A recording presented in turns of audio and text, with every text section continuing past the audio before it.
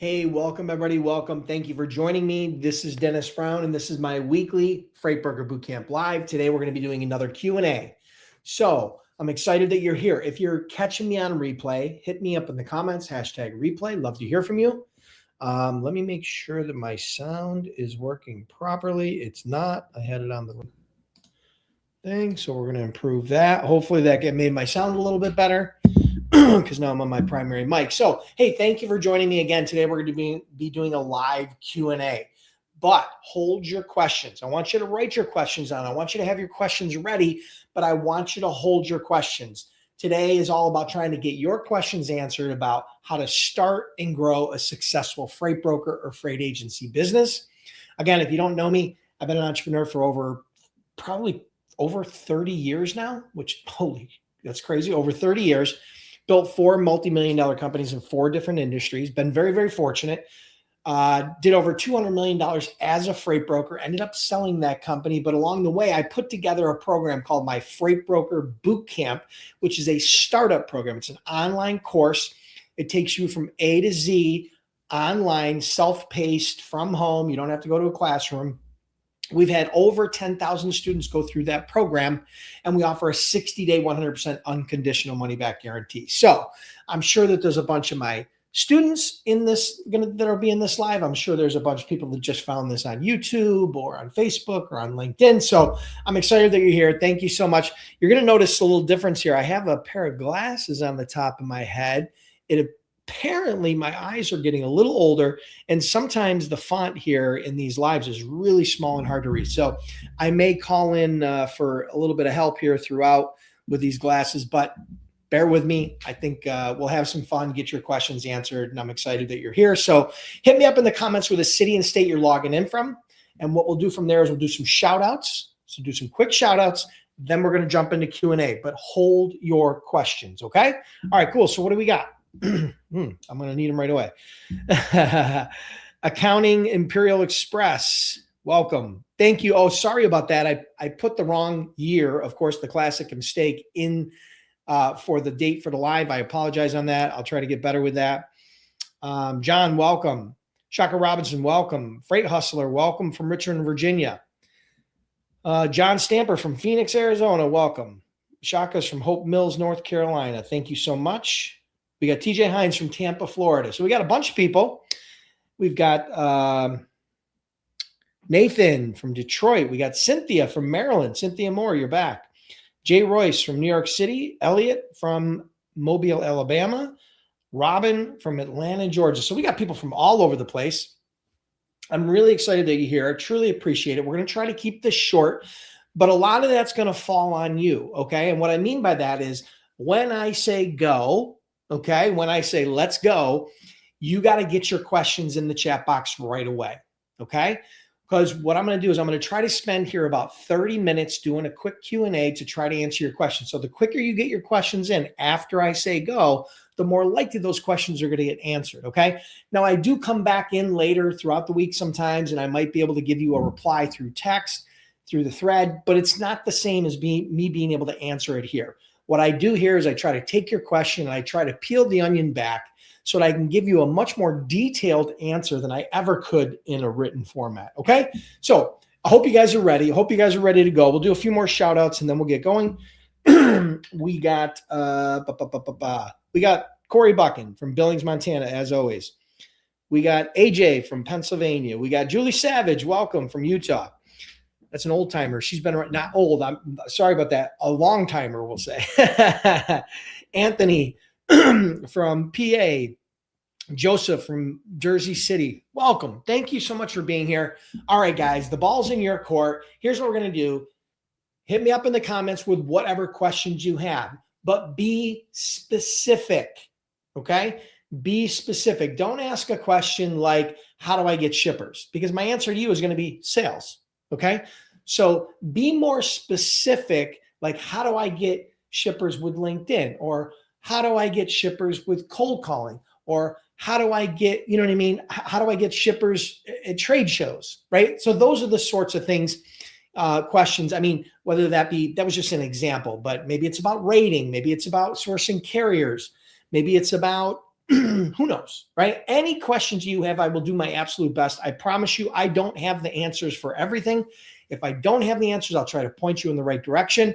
So the ball's in your court. Let's get rocking. Hit me up with some questions and we'll get the show on the road. Okay. Cool. All right. Let's see what we got. TJ Hines, shippers are now sending me lanes to quote, and most of them require contingent cargo insurance. How much is contingent cargo? Should I carry as a beginning broker 100 or 250K? All right, cool. So just so you guys understand, there are some shippers. First of all, contingent cargo insurance to become a broker or an agent is optional. It's not a required coverage. Okay. But there are some shippers, particularly larger shippers, right? Higher volume shippers, particularly, that will require brokers to have what's called contingent cargo insurance, which means it's not the primary cargo, it's contingent, which means that the carrier's cargo comes first and then the broker's contingent cargo is a supplement, okay? So that's kind of the best way to position that, all right? Now, you can get contingent cargo at different levels, right, of coverage, like 100,000 or 250,000. What I would do is I would get the contingent cargo at the level that the shipper that you are working with requires it. So if they require 100 and you believe the investment in that contingent cargo is worthwhile, then get it for 100. And then what you're going to do is you're going to get that client, you're going to start moving some freight, and then you're going to subsidize the cost of that insurance, right, that you might pay, whether that be $1,000 or $2,000 or $3,000 a year. That the prices are all over the boards because the coverage varies. But ultimately, you're going to subsidize the cost of that policy with that one shipper, and then you can leverage that policy to work with other shippers as well, because the policy itself works on more than just one shipper. So you don't get contingent cargo per shipper, you get it for your business as a whole. Okay. So I would say that, if most brokers have contingent cargo in the form of 100,000, but if they have, say maybe if it's refrigerated freight and they're doing things that are a little bit more expensive, like seafood or things that have a higher dollar value, then you may want to increase the value of that. But again, that really depends upon your shipper. They're going to be able to give you an idea of what the average value of a truckload is. And they're going to give you, if they require contingent cargo, they're going to tell you how much you need. So TJ, I hope that helps. That was a good question. Thank you. Oh, here we go. Look at this. Not a question, but we have a viewer from South Africa. Amazing. Thank you for joining us. Thank you so much. I do get people from South America and Central America and Europe and Asia and Canada, all over the place. It really is truly amazing. So appreciate you being here. Thank you so much.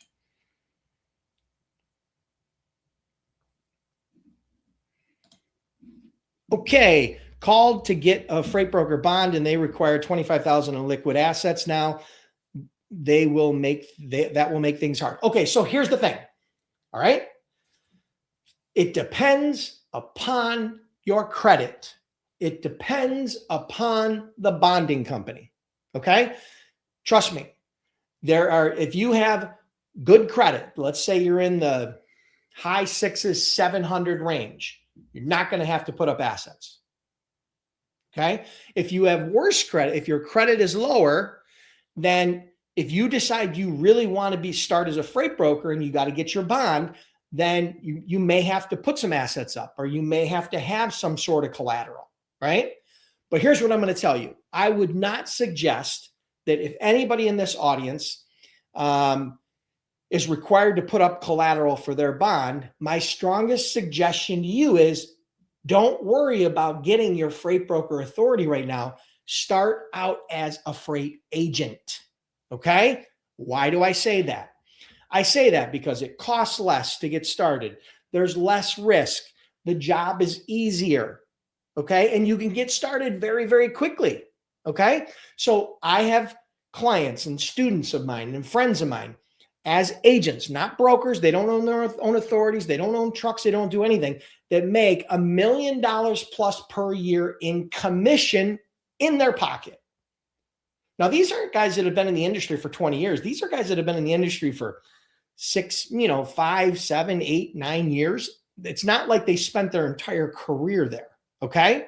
So what I'm trying to say to you is that it's very possible to make a significant income as a freight agent. Now, not all of you are going to do that. And not all of you are even going to make six figures. But what I can tell you is that the opportunity is there as a freight agent. In my opinion, if you have limited funds or limited experience, it is absolutely the best place to start. It's the best way to start, because if you can't make money as a freight agent, you're not going to make money as a freight broker, okay? Because it's way easier, okay? So I strongly suggest you consider that. Now, if you do have good credit or you do have some capital, then getting your bonds fine, but then remember this, just because you start out as an agent 2 or 3 or 4 or 5 years from now, when you're in a different position financially or credit-wise, that doesn't mean you can't get your own broker authority then, if you choose to. So I hope that helps.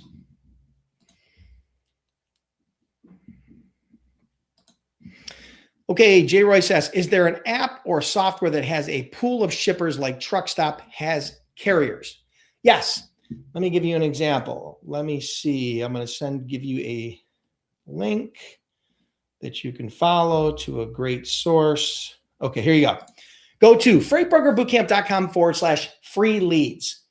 That link will allow, that specific link will allow you to go sign up for Apollo for free with no credit card.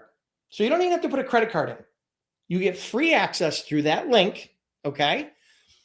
And Apollo has millions of businesses in it around the world. You can search by industry, you can search by size, you can search by geography, you can search by job title. You can hone your list down to whatever niche you're really focused on. So yes, there is a tool like that, and there are multiple tools like that. Some are very expensive, some are, but have really, really good data. Some are not as expensive and have really bad data. But here's what I know. I have used Apollo. They have very good data. Now, their business model is this. They give you access to all this data, but they have ancillary services, other services that they count on you wanting to purchase later. So they give you access to millions of shippers and businesses around the world in all different variety of niches and industries, but it costs you absolutely zero. So if you use that link, you can sign up for free with an email and no credit card. Okay. So I hope that helps. Let me get back to the questions here. Where are we at? Oh, we got a bunch of questions. That's good. Okay, cool. Hope that helps, Jay Royce. Can an auto transport niche successfully handle both retail one-off shipments while focusing on commercial shipments, which is longer term? For example, auto dealers and auctions. Yes, I believe you could. But the real money, in my opinion, is in the commercial accounts. And here's why. Let's say, for example, I was a retired snowbirder from Buffalo that migrated to Florida every winter because it's snowing out and it's cold and I want to get out of here. And I have you move my car from New York to Florida so that I can have that car for the next 3 or 4 months or as long as I'm down there. You might make a little bit of money on that one time. You might even be able to move that shipment back up north when I come back in the spring. So you move 2 loads a year. Okay. So your maximum opportunity with me as a consumer client is 2 loads. But on the commercial side, let's say, for example, you start working for an auction, or you start working for a car dealership, or you start working for something, a car manufacturer, something like that, whatever it is in the commercial space around the auto industry. Now the lifetime value is much higher. Let's say you only move 1 load a week. 1 load a week that you're making $200 a load on.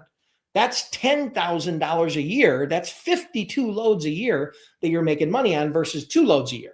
And 1 load a week would be a very, very small shipper. So yeah, I do believe you could do both. I believe you could entertain both. They're very different systems for getting those clients, right? Consumer clients are typically more advertising based. You're advertising on Google or different platforms, whereas the commercial clients require more sales skills and outreach through phone and email and LinkedIn and face-to-face.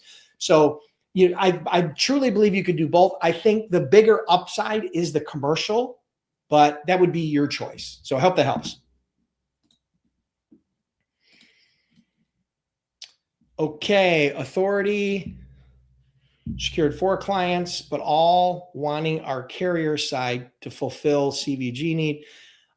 Approaching as ABFB, okay, is great intro, but seems most want the carrier, not 3PL. Okay, so here's the thing.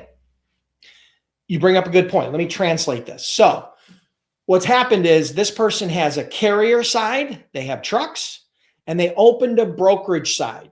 Okay, so they now have both, right? So they can broker loads on other trucks and they can put loads on their own trucks. Good for you. That's fantastic.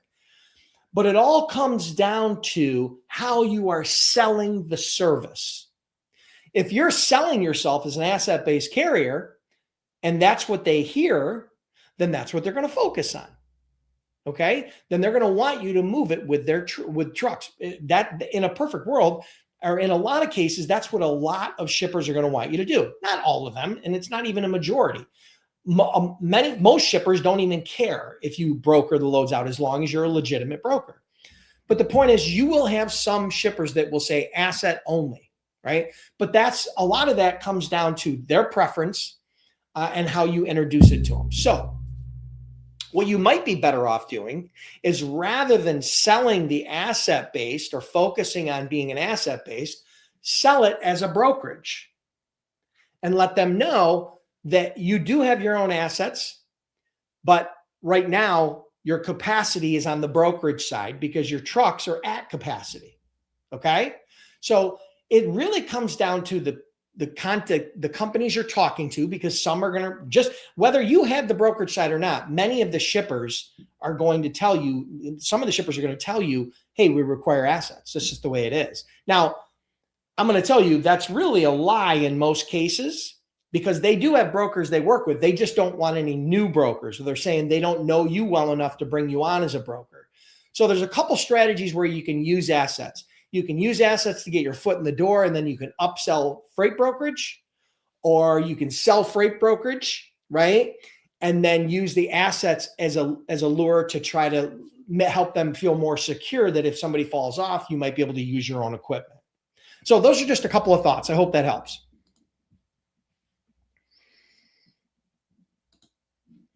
Jay Royce, is drayage a good niche to start?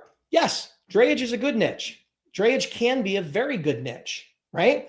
So just so everybody understands what drayage is, when you have an intermodal movement, and that all that means, don't get scared, it's not that fancy. Like, for example, when people are importing goods from China, okay? In China, there's a manufacturing facility, and then there's the port, and then there's the ocean, and then in the US, there's the port, and then there's a final destination. From the manufacturing facility to the port, it goes on a truck, okay?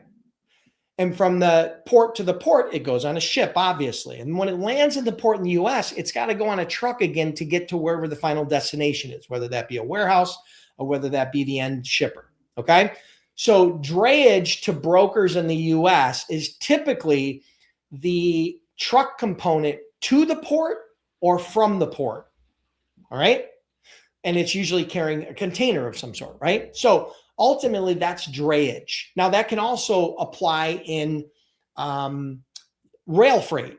So rail's the same thing. It picks up on a truck, it goes to the railhead, it takes the line haul on the rail, and then it goes to another railhead, and then it gets taken off and put on a truck for final destination. The same goes for air freight. So there's intermodal air, rail, and ocean freight, all of which requires drayage, which is that short trucking component, right?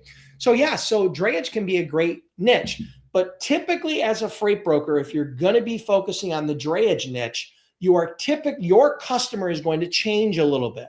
Your customer is typically not going to be the end shipper. You know, you're not going to work directly with Pepsi or Nestle because they have international freight forwarders that do their import and export, right? Because they can do the entire movement. Brokers can't do that typically, right? So what will happen is the international freight forwarder of Coke or Pepsi will become your client, and they will outsource that drayage trucking component to a broker as a way to save time and resources in trying to manage, a large volume of freight. So I hope that helps. If you got a follow-up, let me know.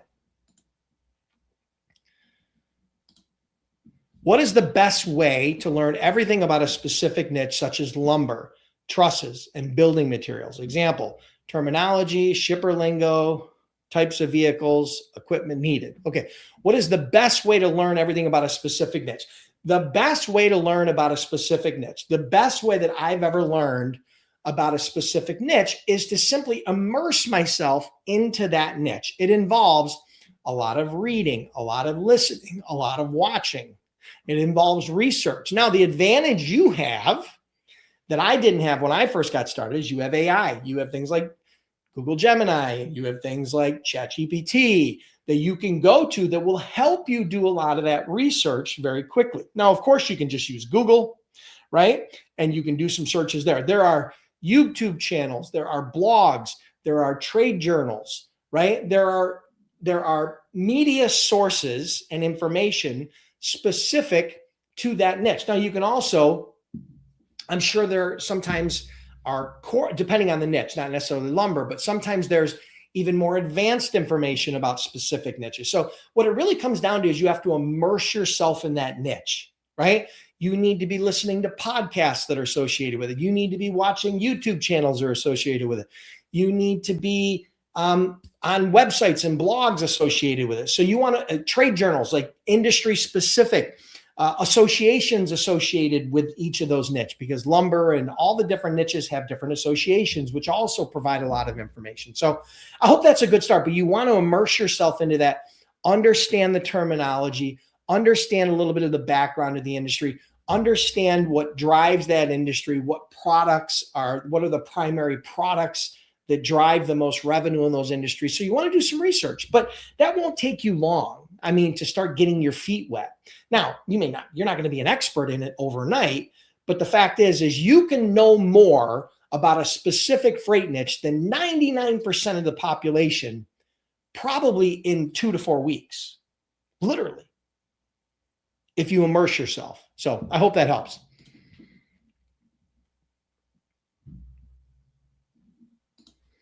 Good question, Robin. So here's the answer. When I put together Freight Broker Bootcamp, my startup program, rather than putting 2 different courses, a freight agent course and a freight broker course, I combine them into one course. Now, let me explain to you why. Because most of the students many of the students, I don't know what percentage, but a large percentage of the students that want to get into the freight industry don't know if they want to be an agent or a broker. So rather than buying 2 different courses, I combine them into one. That's one reason. So it saves you money. Number 2 is a lot of the jobs, a lot of the skills, a lot of the day-to-day that an agent does is the same as a broker. Now, the broker has additional requirements like the billing and the collections and the licensing and the insurance and the technology, right? So they've got some additional roles.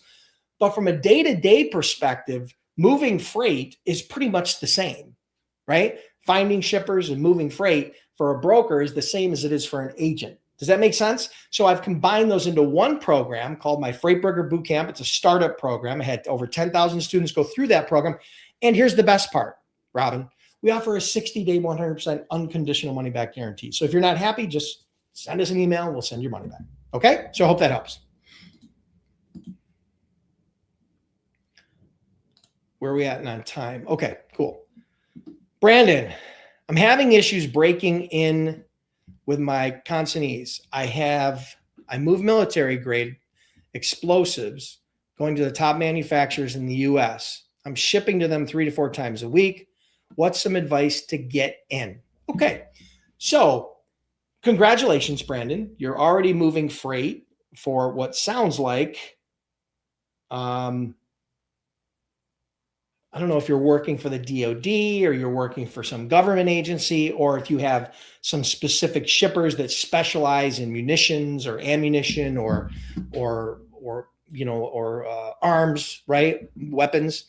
So your question is, how do I get into the consignee? So the consignee is the people that it's being, just for everybody in the background here, is the place it's being delivered to. So if he's picking up at ABC widgets and it's going to XYZ retail, just a hypothetical, the XYZ retail is the consignee. Okay. So that's where it's going to in that case.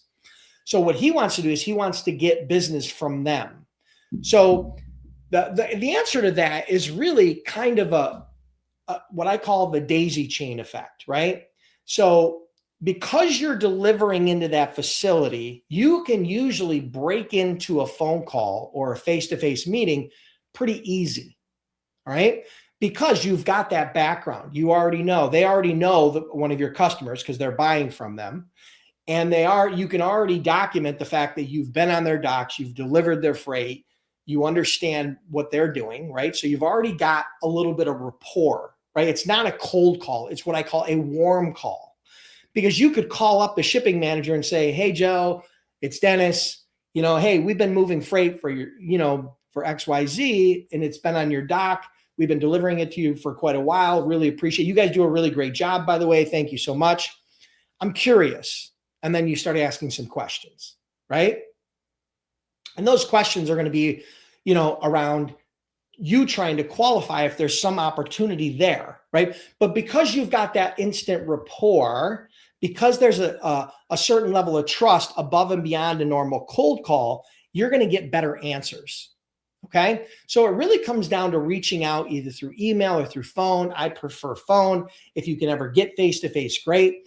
But then it's bridging that gap, using that relationship and using that experience that you already have delivering into their facility to bridge the gap of trust so that you can ask some questions and see if there's an opportunity where you may be able to help them. Because here's the thing, that social proof that you have of already working with the vendor that they know is incredibly powerful. Now, the next step of that is if you can get a testimonial from the shipper that you're already working with that's delivering to that consignee, and you can get a testimonial from them saying how great you are and what a great job you've done, and you use that in conjunction with your outreach, that's a slam dunk. That's probably the most powerful way that you can build trust and get your foot in the door. So I hope that helps. Okay, what do we got here? Let's see. Just became a freight agent. I have one customer, approximately 200,000 in shipping. I know they are so low tiered shipper. Wait, I know there are so lower tier shippers out there like lumber where margins is very little. Are shippers like this worth it? Okay. So your question is, you have a client and in some niches that the margins on freight are lower. Yes, that's true. 100%. So sometimes in some specific industry, let's say for example, like recycling or garbage industry, or the lumber industry is notorious for that, right? Sometimes they have much higher pricing pressure on freight, but that doesn't mean there's not an opportunity to make 10 or 15% margins.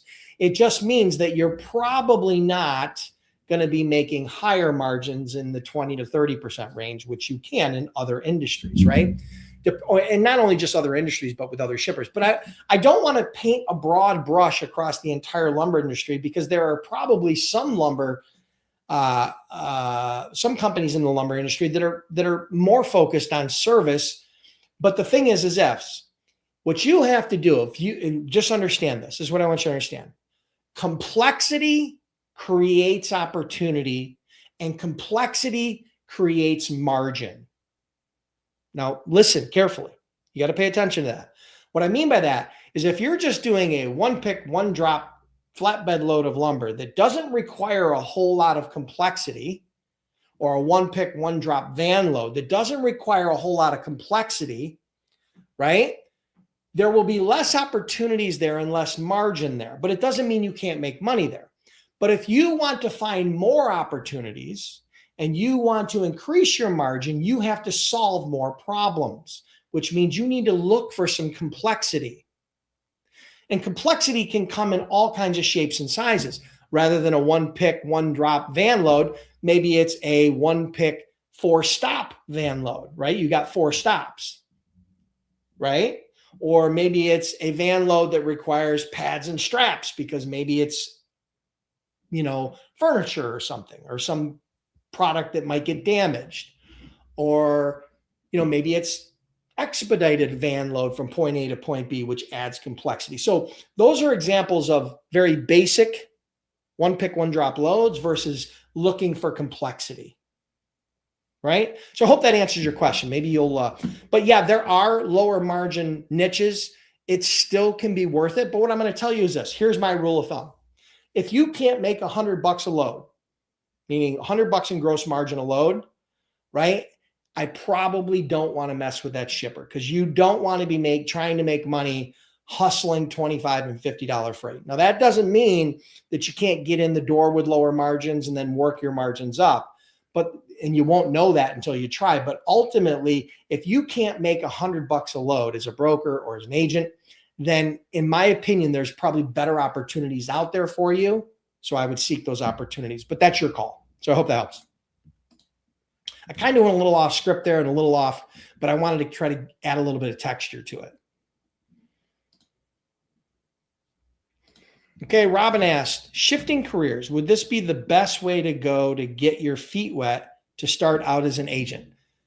I believe that if you don't have a lot of experience, okay, in the industry, and or you don't have some capital set aside for your bond, right, then I think starting as an freight agent is the best way to go. It's the best gig in town. You don't have to get a bond. You don't have to get an authority. You don't have to get any certification, okay? You don't have to set up a big office. You have very little fixed overhead up front. You can get started as a freight agent for hundreds of dollars versus a broker that, depending upon your bond costs, can be in the thousands of dollars, right? So, yeah, I think starting out as an agent is the best gig in town, right? You get paid 50 to 70% of the profit on any loads that you generate.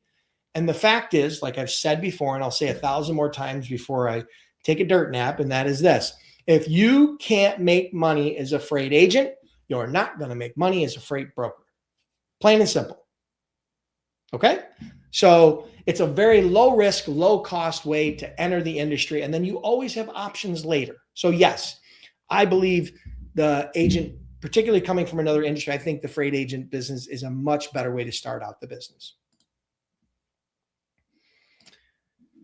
How can I leverage AI in my brokerage? Well, it's kind of a generic question, but most of the AI work is going to be done for you. But let me explain to you why. Because the CRMs and the TMS and the load boards are already deploying AI into their systems. And those are the systems that you use daily. So most of the AI benefit for you will be through those providers, because they're integrating with other providers. Now, I think that's probably the most likely, especially today. Secondarily, what you're going to want to do as far as things that AI can do is you're going to want to put together a list of activities that you do every day, and put together a list of things that you could teach somebody to do, or lower level skills, and a list of higher level, more difficult things to do that only you can do. And then what you want to do is you want to try to find solutions for those lower level skills. So for example, maybe like check calls, right? Like if you wanted, or, if you wanted to have a system that was doing check calls for you, right? That was calling up a driver and getting a status, you could probably do that. Now there are other ways to do it, but that's my point. If you, for example, if you want to use a lot of the tools now are like around vetting carriers and trying to create some automation and some AI around that, tracking and tracing, right? There's different tools like MacroPoint and TextLocate and all these other tools. But from an internal perspective, if you want to start building your business by leveraging some marketing might be a great way for you to use the tool, right? To help create your website or optimize your website, or to create blog content, or to create video content, right? So there's a lot of ways that you can use AI, but most of the ways that a freight broker or freight agent will use it and leverage it to enhance their business will be through the current providers that they're already working with, a CRM, a TMS, a load board, right? Because they're heavily developing and integrating AI right now as a way to enhance their offerings and to stand out from competition. And you are the benefactor of that. So I hope that helps.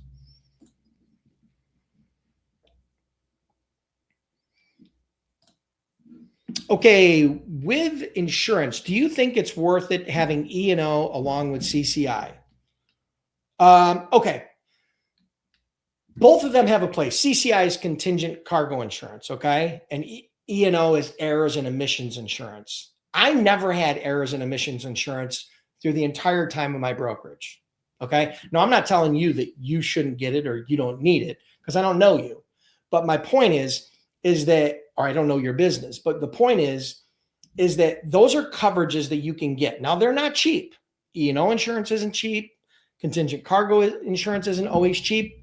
So the point being that, you have to make that decision yourself. I believe that the insurance that you will probably get more value out of in regards to acquiring shippers will be the contingent cargo, which will open up some doors, particularly with large shippers. But I will say, if you're a startup, if you're a brand new broker, you should not be focusing on the large Fortune 500 brands. You should be focusing on small to medium-sized shippers for a whole host of reasons, right? The sales cycle is easy, quicker. The access to the decision makers is easier.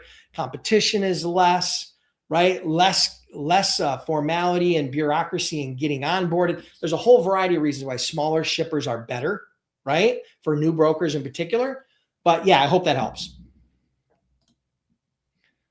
Vashaka, how are you, my dear? Hope business is going well.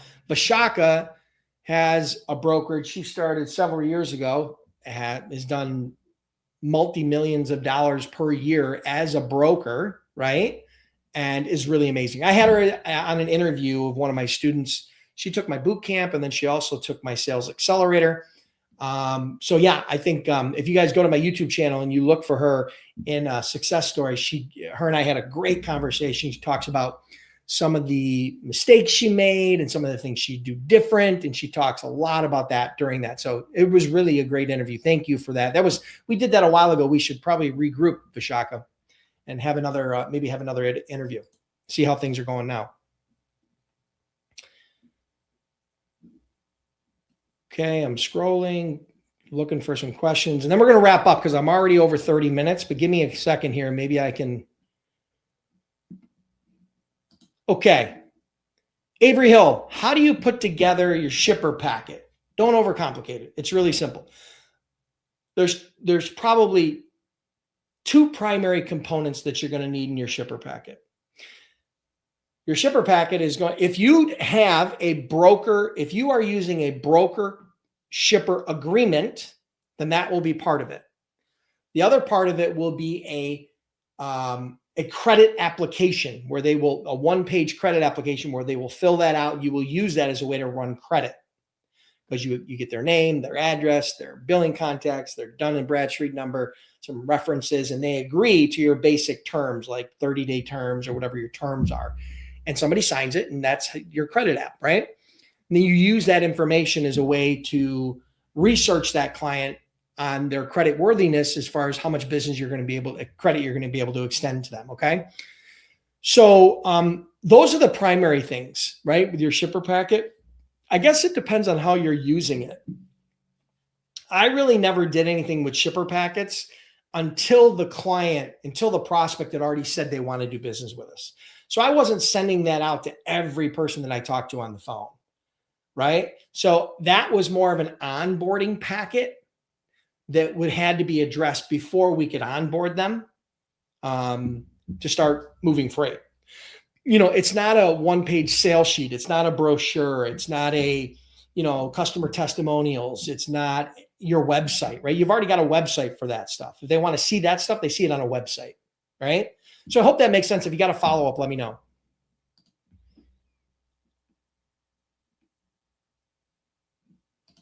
Okay, Jay Royce, as an agent, you're working for someone else's brokerage. If so, how do I find a broker to work with? And will they be supplying me with leads? Okay, the way you find a broker to work with is you go out and make a list of brokers locally around you, and then you work your way outwards, okay? And then you reach out to them and you give them the value proposition of, hey, I've got this experience, I've got this training, here's my plan. Curious if you're interested in having a conversation about me being a straight commission sales, freight agent. Now, some of them are going to say no. Some of them are going to want to get on a call. But the reality is you're going to have to find, now there are people that are also going to place job ads, but most of the job ads you're going to see are going to be for brokers that are looking for experienced agents with a book of business. The large brokerages, like my old company, LDI, or other larger agent-based brokerages are going to be difficult because you don't have a book of business. If you don't have a book of business, then those companies probably aren't going to entertain you very much. But there are thousands and thousands and thousands of smaller brokers, okay, that are doing $1 million to $3 million to $5 million to $10 million that have been in business for a year or 2 years or 3 years or 5 years that would love to work with an agent that can bring on clients and pay them straight commission. Why? Because they don't want to go out and spend 60 or 80 grand on a base to hire a salesperson to go out and then turn over 3 to 6 months later when they're not producing. Okay. With you, your risk is very, very low.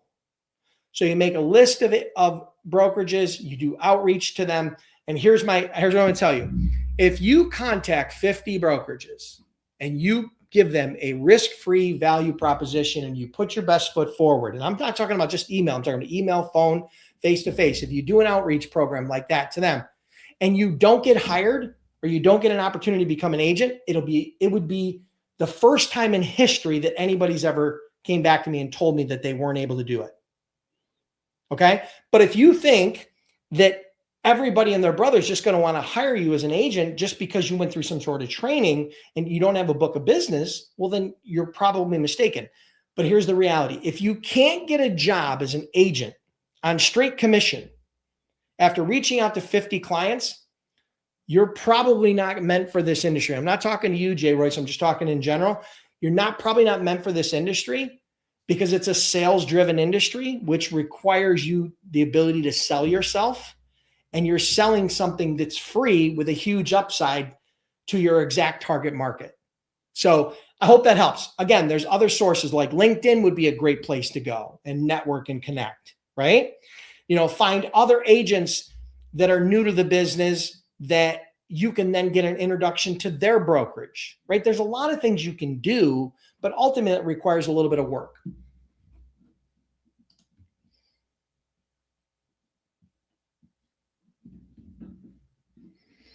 Okay.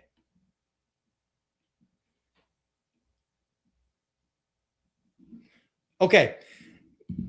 Tips to get your first shipper. One of my favorite tips to get your first shipper when you're struggling to get your first shipper and start moving your first loads is this. When you're talking to prospects and they're trying to brush you off, tell them that you're more than willing to earn their business. Just give you an opportunity, even if it's the hardest freight that they have, the most difficult freight that they're struggling with, or major challenges that they're having right now. You will do that work and prove yourself. So what I'm saying is you have to find the pain within that organization. Give me your most difficult lanes to work on. Give me the freight that nobody else wants. And I will do my absolute best to try to connect the dots and serve you in that capacity. So what happens is if you're getting stiff-armed a lot and you've got prospects that really just aren't giving you those opportunities, don't walk away before trying to focus in on that difficult freight. That difficult freight is something that they may give you an opportunity because nobody else wants to work on it. Now, will it involve work on your part? Sure. Are you going to make a whole bunch of money on it? Maybe, maybe not. But the point is, even if you moved a load and you broke even, you just broke even on that freight, right? You had to pay $1,000 and your carrier was going to give you, or shipper was going to give you $1,000. You had to pay $1,000 to the carrier and you broke even. Or even if you lost $100, guess what? You now got your foot in the door and the opportunity for you now is exponentially more than it was prior to you moving that first shipment. The hardest part of the whole deal is just moving that first shipment. So be willing to do the hard stuff before you get the good stuff. That's a tip that I think could pay significant dividends for you if you leverage it.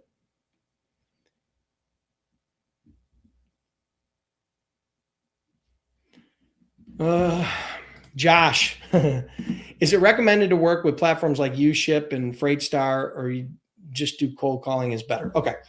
UShip and Freightstar are platforms where cheap shippers that want cheap rates go to in order to move their freight. Reputable shippers, legitimate shippers that you're going to have a long-term relationship, don't use those platforms. I hate to break the news to you. And if they do, they're far and far between. I've never seen a broker or an agent build a successful brokerage or agency from those platforms. Can you move a load here? Can you move a load there? Can you move a load? Sure. But you're not going to develop any sort of relationship or regular business with those clients, because their job, the reason why they're using that platform is because they want to keep you at arm's length. They want to make you fight for every single load and be the lowest bidder. So for me, those are a waste of time. The best shippers are not going to be on those boards. The shippers you're going to make the best margin on and have the best lifetime value, they're not on those platforms. I promise you. I've never seen a legitimate good shipper on those platforms ever. Okay. So personally, I wouldn't waste my time. And I looked at them. Trust me. If it would have worked, I would have been on it like a bum on a bologna sandwich, but it didn't, and it doesn't. It's pretty much bottom of the barrel. Okay. So I hope that helps. Okay. For prospecting on Mondays and Fridays, is it better to cold call or spend time knocking on doors face-to-face and add qualified shippers? Supposedly the connection rates are low on Monday and Fridays. I get mixed signals on this. Okay. So if you have the opportunity to go door to door and face-to-face, then that's always going to have a higher conversion rate than cold calls over the phone. It's just factual. If you can get somebody's ear for 1 minute face-to-face where you can build some rapport, you can shake a hand, it's much harder for people to tell you no face-to-face than it is over the phone or to ignore your call.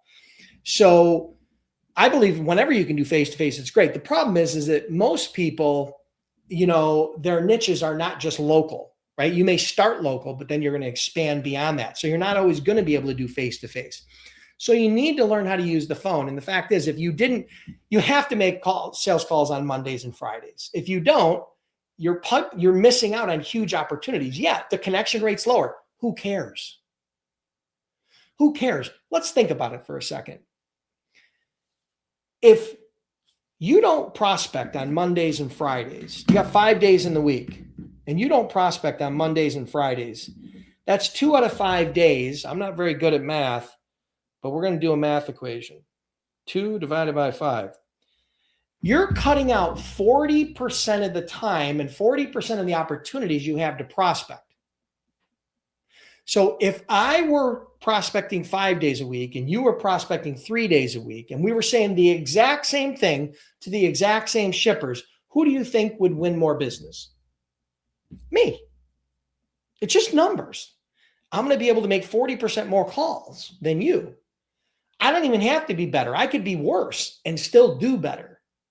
So yes, maybe the connection rate is a little bit lower. Who cares? If you just get one shipper, one small shipper that shows up and picks up the phone on a Monday or Friday, and you get to do business with them, and you're doing one load a week at $200 a load profit, that's $10,000 a year in your pocket. If throughout the year, all you got was 5 of those, and you got them on Mondays and Fridays, okay? That's an extra $50,000 in your pocket because you decided to show up on Mondays and Fridays. Okay? So don't try to overthink or try to over-optimize your time. If you're a startup, broker, or agent, 90+% of your time should be spent prospecting. Okay? Customers and loads are like oxygen. Okay? Without oxygen, what happens? We die. And so will your business. So you need to be prospecting and contacting as many shippers as you can with as many different strategies as you can, like your life depends on it. Why? Because it does. Okay? So I hope that helps. All right, guys, that's going to wrap it up for today. I hope that was it was a great way to stop, a great way to wrap this up. Appreciate you guys being here. Listen, if you got value from this live, if you learned anything, if I answered your question, if this was helpful in any way, hit the like button, no matter where you're at. Truly appreciate it. If you want to share the stream, if you're on Facebook, click the share button. If you're on LinkedIn, repost it. Appreciate it. If you're not a subscriber on my YouTube channel, make sure you subscribe. And again, if you guys are just before you go, hold tight. I got one thing you're going to want to hear. If you guys are already a broker or already an agent, maybe you're just getting started, right? And you're struggling with getting customers, because I heard a lot of questions around that. You're struggling to get customers, you're struggling to get shippers, you're struggling to get some traction. Go to freightbrokerbootcamp.com/waitlist. That is a link to my Freight Broker Sales Accelerator program. That is an 8-week live coaching program where I take that piece of my brain, I transplant it into your head. I teach you my best freight broker sales strategies, tactics, tools, but most importantly, the entire system that allowed me to do over $200 million as a freight broker. We've had over 1,000 clients through that program. You know, the rating, people that have completed that program have done a survey and they've rated it a 9.2 out of 10. I can't get any better than that. If you get on the wait list, it's not open for enrollment right now, but if you get on the wait list, you'll be the first to get notified when new spots open up. And I'm expecting here in probably the next 2 to 4 weeks, you'll get a text notifying you that there's spots opening up. You'll get to check it out. It's not a free program. It's not a cheap program, but it's worth every dollar. And some of my students have got huge ROIs on their investment. And I think you can too, but get on the wait list. If you don't get on the wait list, you won't have a chance to be a part of the program. So it's absolutely free to join the wait list, but I'm only looking for people that are really serious, people that really want to business, because this is a very intensive 8-week coaching program where I'm working with you personally to help you navigate. It's, for me, in my opinion, it's the fastest way for a new broker to start getting 2 to 4 new shippers per month and hit 7 figures in sales their first year. So 12 to 18 months, let's say. Okay, so I hope that helps. Get on the wait list. Appreciate you guys being here. If you guys are just looking for startup help and you really don't know where to go, and you're just looking to get started as a freight broker, freight agent, you can check out freightbrokerbootcamp.com. Again, we've trained over 10,000 students. That's my startup program. It's very inexpensive. We offer a 60 to 100% unconditional money back guarantee. Again, we've had many students that have wanted to build 6 and 7 and 8-figure freight brokerages. Some of my top students are doing $1 million to $2 million a month. Okay. So if they can do it, you can do it.